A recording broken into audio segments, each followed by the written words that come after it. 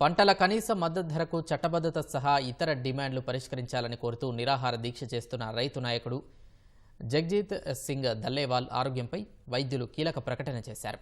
గత 41 రోజులుగా దీక్ష చేస్తున్న దల్లేవాల్కు నిన్న తల తిరగడం, వాంతులు చేసుకోవడం వంటి ఆరోగ్య సమస్యలు తలెత్తినట్లు వైద్యులు చెప్పారు. ప్రస్తుతం ఆయన మాట్లాడలేకపోతున్నారని వెల్లడించారు.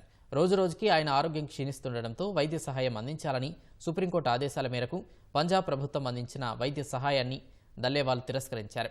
పంజాబ్, హర్యానా సరిహద్దుల్లోని ఖనౌరీ శిబిరం వద్ద జరిగిన మహా పంచాయత్లో ఎన్జీఓ 5 రివర్స్ హార్ట్ అసోసియేషన్ బృందం ఆయనకు వైద్య పరీక్షలు చేసింది.